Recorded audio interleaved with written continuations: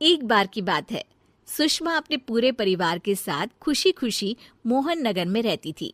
उसकी 2 बहुएं थी, पल्लवी और शिवानी। एक दिन दोनों बहुएं रसोई में काम कर रही होती है कि तभी उनकी सास सुषमा उन्हें बुलाती है। अरे बहू, जरा इधर तो आना। शिवानी, जरा जाकर देखना सासू माँ क्या कह रही हैं।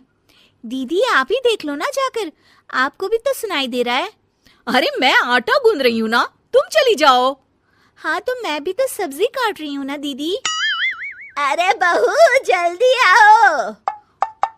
ओफो, ये तो जाएगी नहीं, मैं ही जाकर देखती हूँ कि क्या करना है। पल्लवी सुषमा के कमरे में जाती है। जी मम्मी जी, क्या हुआ? शाम को घर पर कुछ मेहमान आने वाले हैं, तो तुम अच्छा सा खाना बना लेना बहू। ठीक है मम्मी जी, आप बता दीजिए क्या क्या बनाना है और कितने लोग आ रहे हैं। सुनील की मौसी जी और उनका पूरा परिवार आ रहा है। कुल मिलाकर 3 लोग और हमें मिलाकर हुए 9 लोग। तो अभी से ही तैयारी करना शुरू कर दो। और हाँ, घर की सफाई भी कर देना, हाँ अच्छे से। जी मम्मी जी, सब काम हो जाएगा, आप चिंता मत कीजिए। पल्लवी शिवानी को घर में मेहमान आने वाले हैं इसके बारे में बताती है। क्या 9 लोगों का खाना बनाना होगा, घर की सफाई करनी है? बाप रे, सासू माँ ने तो हमें घर की नौकरानी ही समझ कर रखा है। ऐसा नहीं बोलते शिवानी, हम इस घर की बहू हैं और घर के काम करना हमारा फर्ज है। दीदी तो है ही सासू माँ की चमची, जब देखो सासू माँ सासू माँ। मैं तो इतना सारा काम नहीं करने वाली। शिवानी कपड़े लेकर गमला साफ कर रही होती है और चक्कर आने का नाटक करने लगती है। मेरा सर चकरा रहा है। तभी वहां पल्लवी और सासू माँ जाते हैं। अरे बहू, क्या हो गया तुम्हें? मम्मी जी, बहुत तेज सर में दर्द हो रहा है। तुम एक काम करो शिवानी, आराम कर लो। नहीं नहीं दीदी, घर में मेहमान आने वाले हैं, मुझे आपकी मदद करनी चाहिए। अरे कोई बात नहीं शिवानी, तुम आराम कर लो, मैं सब काम कर लूंगी। ठीक है दीदी, अगर आप इतना कह रही हैं तो आराम कर लेती हूँ। शिवानी आराम से अपने कमरे में मैगजीन पढ़ रही होती है। इसे कहते हैं आराम की जिंदगी। इतना सारा काम। चलो सारा काम खत्म हो गया, शिवानी को देख आती हूँ। शिवानी अपने कमरे में ईयरफोन में गाने सुनते सुनते सो जाती है और उसके साइड में मैगजीन भी रखी होती है। पल्लवी वहां आ जाती है और वो सब देखती है। ओहो, तो मतलब सब काम चोरी का बहाना था। अभी बताती हूँ इसको।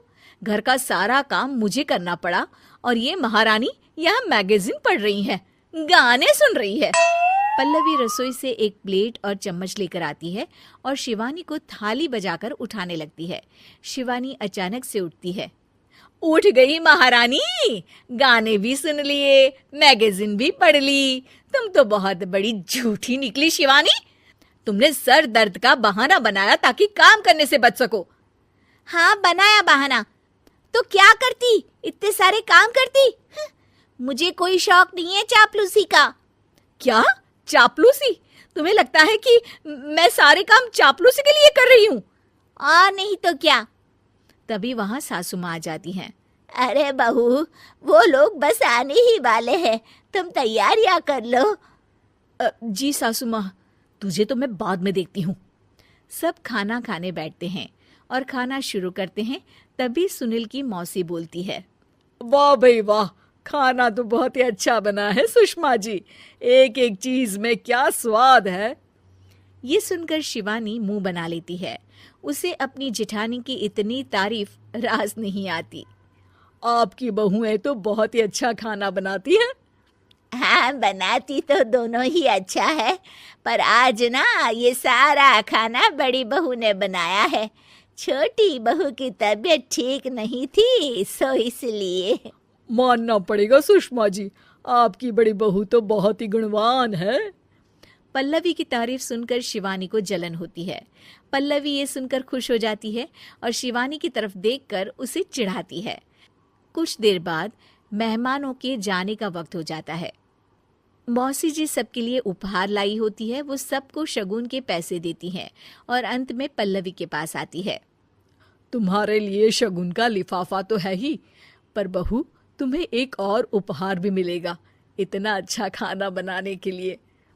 मौसी अपने सोने के कंगन निकालकर पल्लवी को पहना देती है। ये लो, ये मेरे मनपसंद कंगन है, अब से ये तुम्हारे हुए। धन्यवाद मौसी जी। ये देखकर शिवानी तो पूरी तरह से जल जाती है और गुस्से से रसोई में चली जाती है। तभी वहां पल्लवी आ जाती है और उसे अपने कंगन दिखाने लगती है।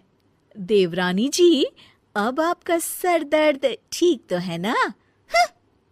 मुझे लगता है कि अब सर दर्द शुरू हो गया होगा आपका।